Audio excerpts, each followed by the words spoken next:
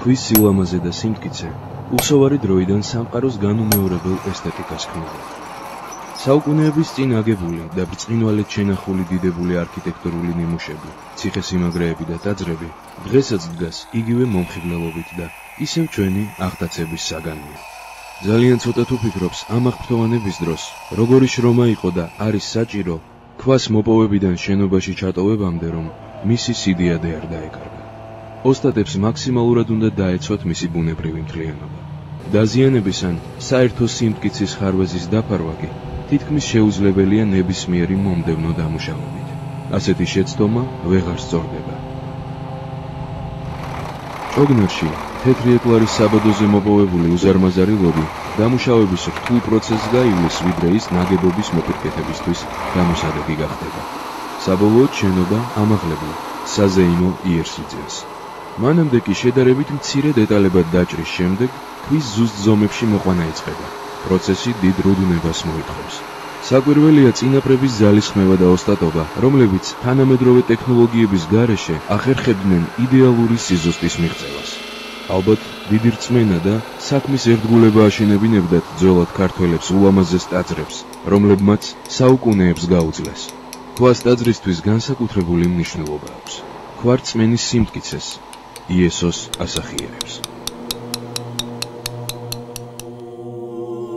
აი დავდებ სიონში შებრკოლების ლოცს და საცდურის კლდეს და ყოველი ვისაც წამს იგი არ შერცხვება.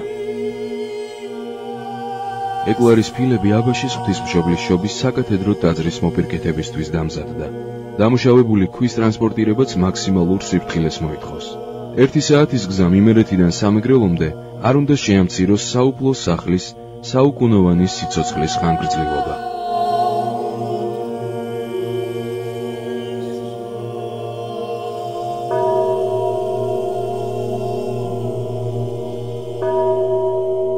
საგალობელს გავს სამრეკლოს ზარი.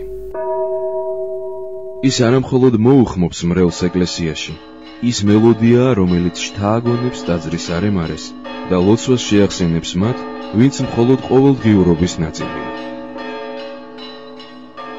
რატომ უხმობს ეკლესია ადამიანს? ან რატომ მიიჩქარის ქრისტიანი ყოველ კვირას ტაძარში? რას ეძებს და რა უნდა იპოვოს იქ მან?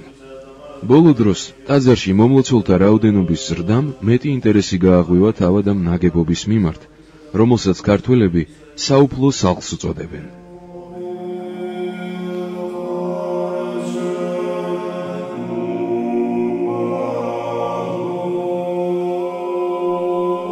ნატიფი, ჰარმონიული პროპორციები და მონუმენტური მყარი კედლები. ეს ქართული მართლმადიდებლური ტაძარია. ტაძრების მშენებლობისას ქართველებს არ უცდიათ ექსპერიმენტები. მათი არქიტექტურა კონსერვატიულია.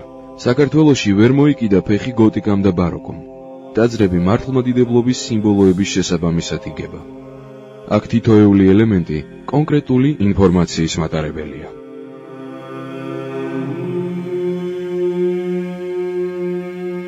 ნაგებობა ყოველთვის აღმოსავლეთით არის მიმართული. მზის ამოსვლა ხომ ღვთის სასუფევლის დადგომას, სამყაროს შექმნის მერვე დღის სიმბოლოა. ტაძრები უმეტესად ჯვრის ფორმისაა, რათა იესოს თავგანწირვა შეახსენოს მნახველს. ზოგიერთი ტაძრის ექსტერიერში წრიული ფორმები გვხვდება, რაც ქრისტეს ეკლესიის სრულქმნილ და მარადიულობის სიმბოლოებად აღიქმება. ვარსკვლავისებური ტაძარი ნიშნავს იმას, რომ ეკლესია ჭეშმარიტების გზის მნათობია წუთის სოფელში. განსხვავებების მიუხედავად ტაძრებს უფრო მეტი იდენტური ელემენტები აქვთ. ნებისმიერი ტაძრის ინტერიერში გემის ფორმა გვხვდება. სიმბოლური მნიშვნელობით ტაძარი ნოეს კიდობანი, ხომალდია მორწმუნეთა სულების ზეციურ სასუფეველში გადასასვლელად აგებული, ხოლო სასულიერო პირნი მრევლის წარმმართველი ამ რთულ გზაზე.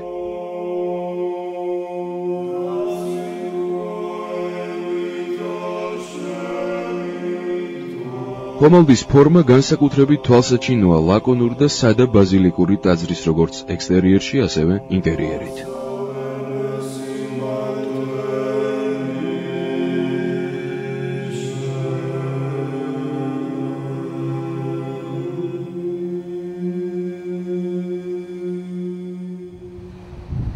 ტაძარში ყველაფერს ორმაგი ბუნება აქვს, მატერიალური და სულიერი.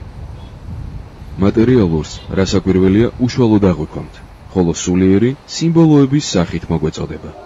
ამდენად ტაძარში ყოფნა ხილულიდან უხილავისკენ დაახლოების ცდა, ღვთის სასუფევლისკენ მიმავალი გზა.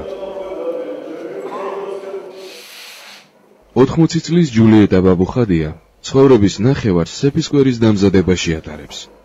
სახლიდან გატანილი მისი ნახელავი კვირადღეს ეკლესიაში საკრალურ დანიშნულებას იღებს და სიმბოლურად მაცხოვრის ხორცად გარდაისახება. წმინდა უმბერტო, წმინდა ორჯლირო, წმინდა ოქტავო შეგვიწყალიჩო.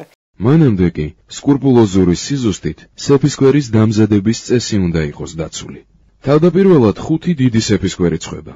სახარებისეული ამბის შესაბამისად, მაცხოვარმა გალილეის მთასთან შეკრებილი 5000 ადამიანი 5 პურით დააპურა და სულიერი საზრდოს მარადიულობაზე იქადაგა. მე ვარ პური ცხოვრებისა. ჩემთან მომსვლელს არ მოშივდება და ჩემს მორწმუნეს არასოდეს მოსწორდება.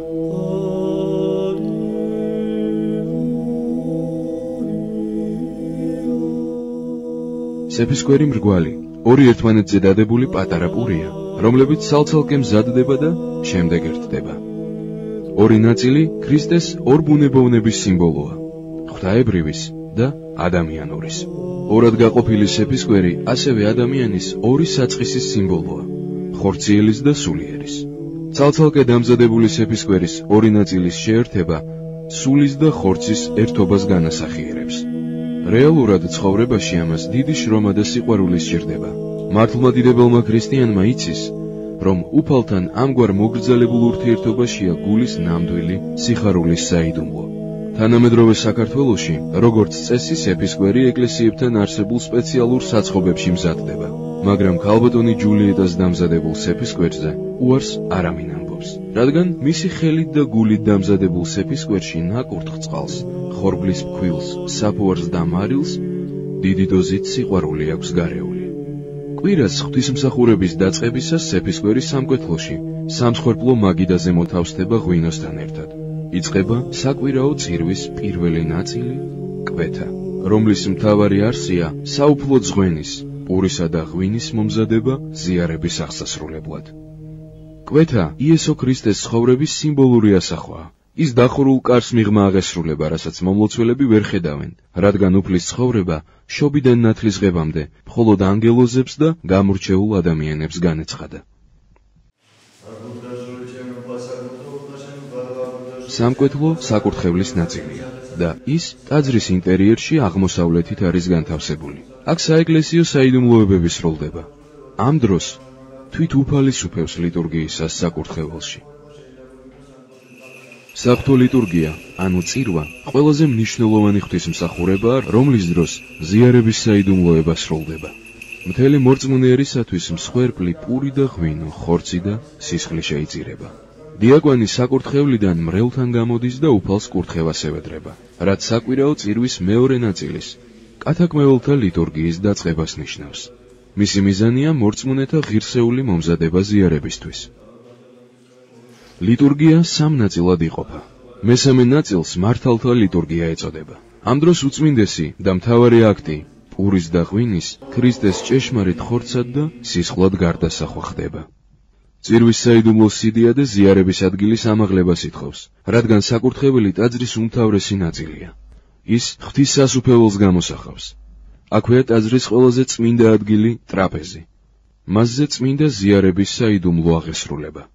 საკურთხეველს ტაძრის დანარჩენი ნაწილისგან სამკარიანი კედელი, კანკელი გამოჰყოფს. ცენტრალურს აღსავლის კარი ეწოდება. სიმბოლურად აქედან შემობრძანდება ციური მეუფე.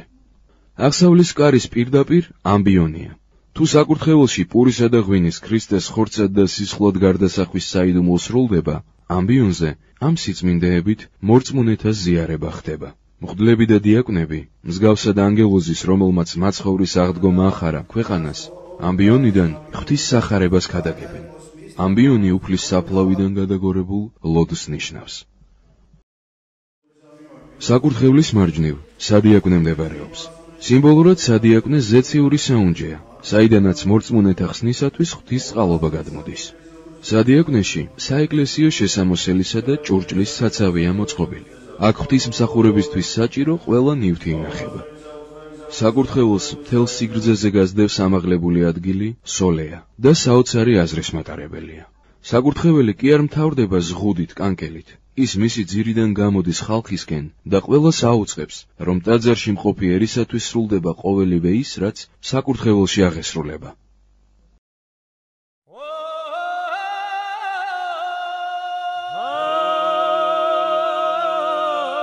საქართველოში შემოდგომა განსაკუთრებით ლამაზია.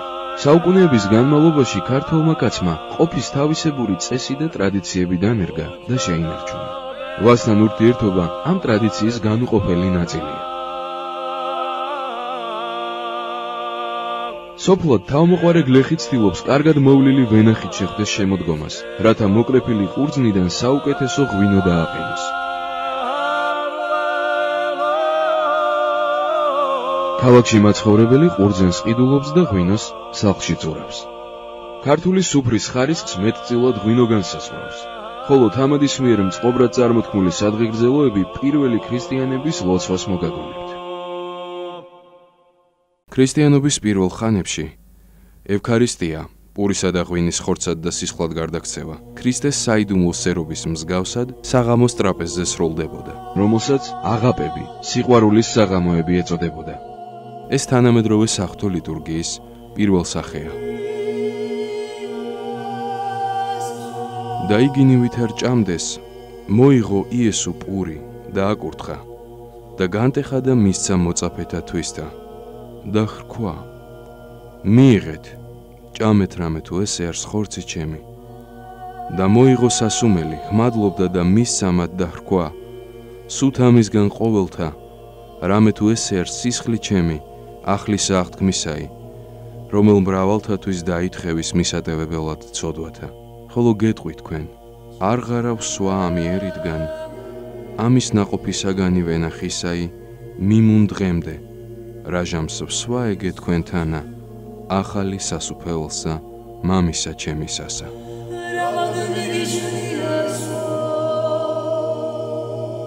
უფლის მადლის მისაღებად ერისკაცები კვირაობით ეკლესიაში მიემართებიან.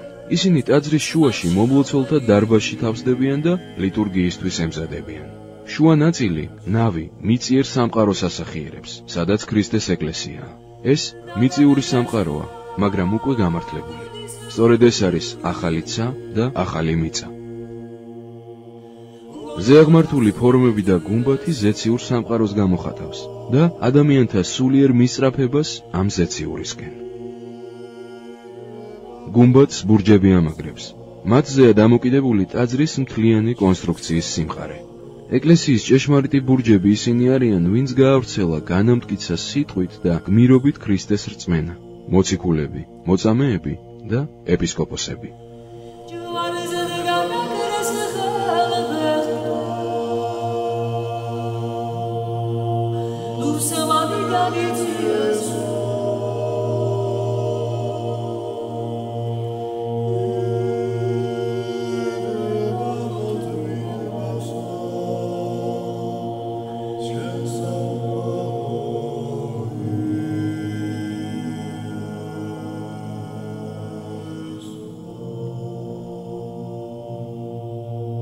ჯვარი ორგანულად ამშვენებს გუმბათს და ასრულებს ტაძარს იესოს მიერ მიწიერ სიცოცხლეზე გამარჯვების ნიშნად. ყოველ მართლმადიდებელს თავისი ჯვარი აქვს ატარებელი. ეს ცდუნებებით სავსე, რთული ცხოვრების გზის ღირსეულად გავლას ნიშნავს. საუფლო სახლი მთელი თავისი არსით მომლოცველთა მხარდაჭერისთვის, მათი გულების სიმშვიდით და სიხარულით ავსებისთვის არის მოწოდებული. ეკლესია თავის სულიერ შვილებს ზეციური სამშობლოსათვის ამზადებს.